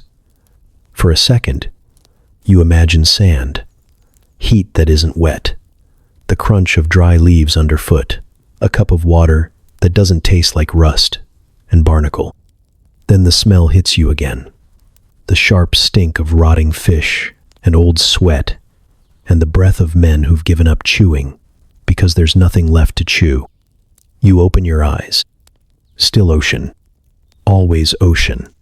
Rescue has become a myth, a bedtime story no one's telling anymore.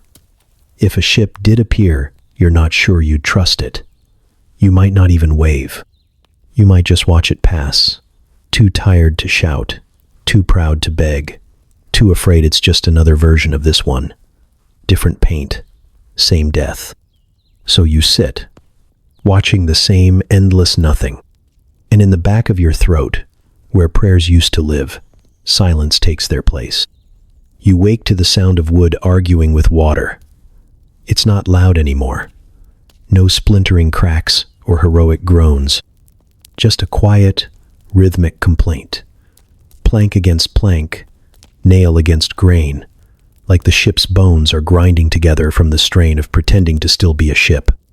You can feel it in your spine as you lie there, pressed flat against the soaked deck. Everything is soft now. Everything gives a little. The ropes creak in the rigging above you, slack and heavy, swaying just enough to remind you there's still wind. Not enough to move the sails, but just enough to make everything shudder, like it's remembering motion. One of them snaps loose with a lazy flick, landing beside your head like a serpent made of regret. You don't flinch. It would take too much energy, and you're trying to conserve the last few drops of that for something important, like blinking. The sea laps gently at the hull. Not pounding, not crashing, just waiting, patient. It's gotten close enough now that it touches the deck in certain places, sliding over the edge like it's trying to soothe the ship into surrender. It doesn't feel like a threat anymore. It feels like a lullaby. A hand on your shoulder saying, "It's okay. You've done enough. You've stopped checking for leaks. There's no point. Everything leaks. The barrels, the planks, the sky, your own skin. You sweat salt. You drink salt. You breathe salt. You're more brine than blood at this point. More storm survivor than person. Your joints are swollen. Your lips are cracked. Your clothes are a second layer of damp skin you can't peel off. You smell like old rope and bad memories. The ship floats. Somehow. It tilts more each day, dragging to one side like it's favoring a wounded leg. You hear muttering about balance, about shifting weight, about patching what can't be patched. No one really believes it. The wood is soft underfoot, spongy in places. One board collapsed yesterday when someone stepped on it, dropping him into the dark belly of the hold. He didn't come back up for a while. When he did, he didn't speak. You lie down and stare at the sky. It's bluer than it should be. Bright, mocking. Not a single cloud. No rain to drink. No wind to carry. Just a vast, empty heaven that does not acknowledge your suffering. You try to see a bird. You don't. The sails flutter, but not like they're working. More like they're sighing. Someone walks past you and says nothing. Everyone walks like that now. Slow, careful, like they're afraid they'll step wrong and the ocean will finally get what it wants. You can hear someone coughing near the prow. It's wet and chest deep, a sound that doesn't end with a breath. You wonder if he's the next one. You close your eyes and wait for a sign. Not a miracle. You've grown out of those. Just a shape on the horizon, a ripple of motion that isn't yours, a shift in the air, a gull's cry. Anything that says this isn't the final chapter written in seawater and rot. Nothing comes. The ship floats, barely. So do you. You drift with it, weightless in your own body, untethered from meaning.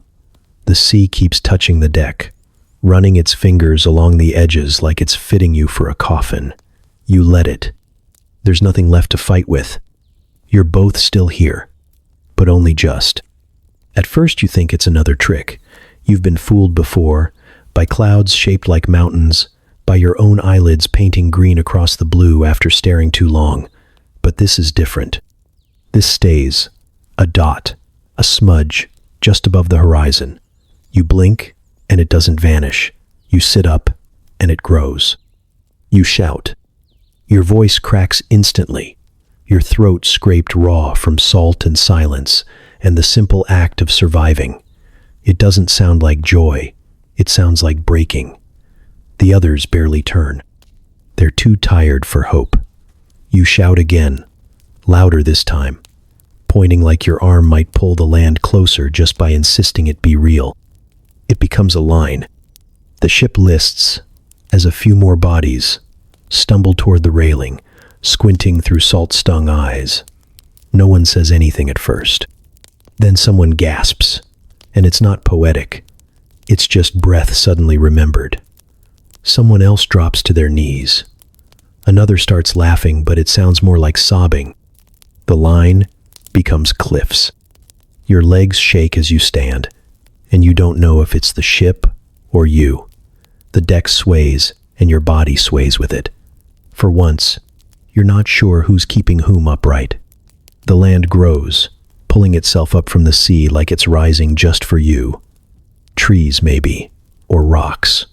You don't care. It's not ocean. It's not sky. It's not the inside of this dying coffin.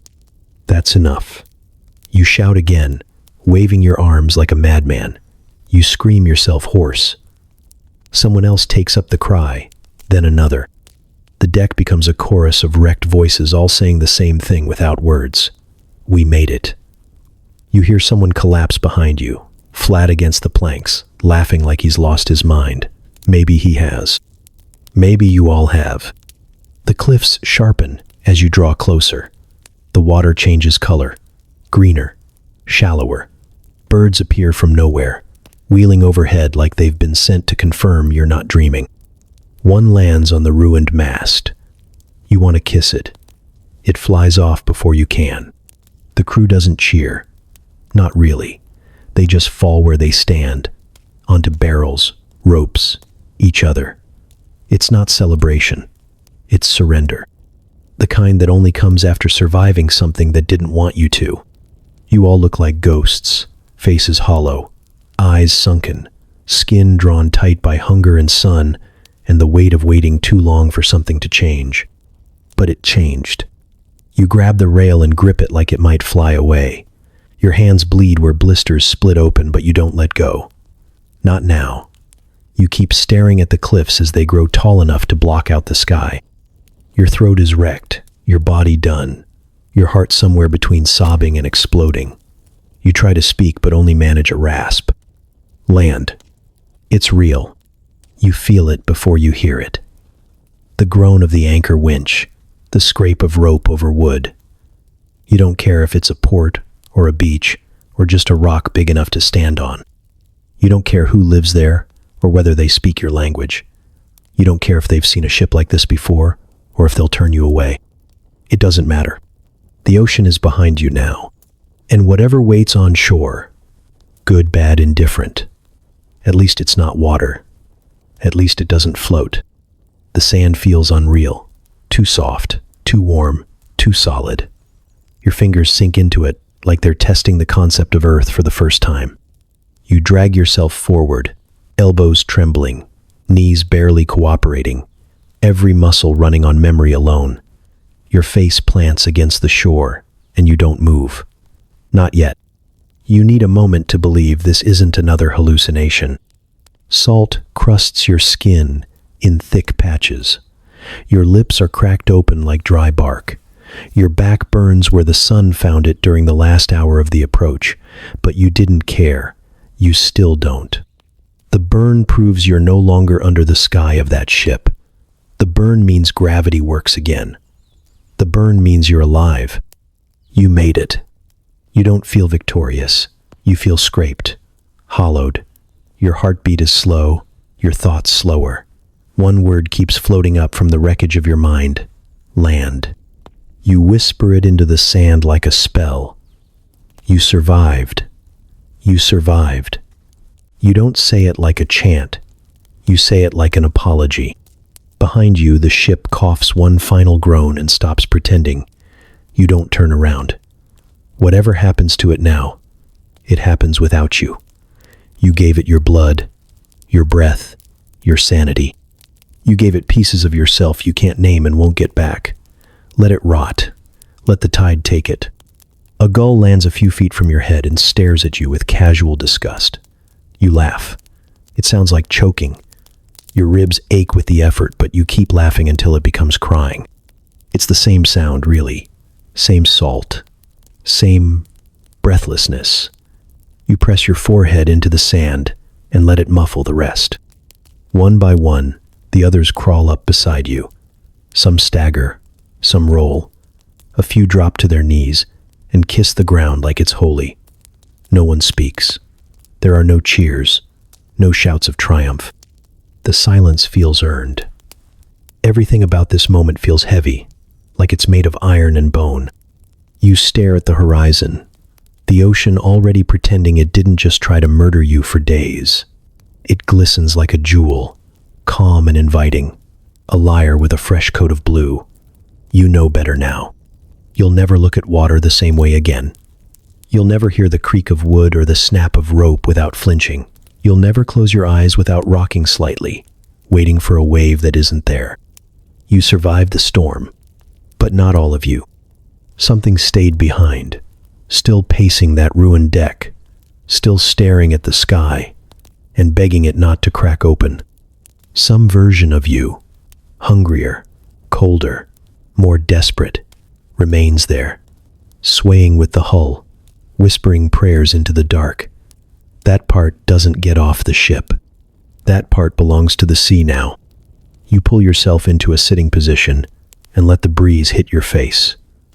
It smells like plants, like dirt, like things that grow instead of decay. It smells like recovery, even if you don't quite believe in that yet. There's no celebration, just breath. You made it, but you're not who you were, and you never will be again.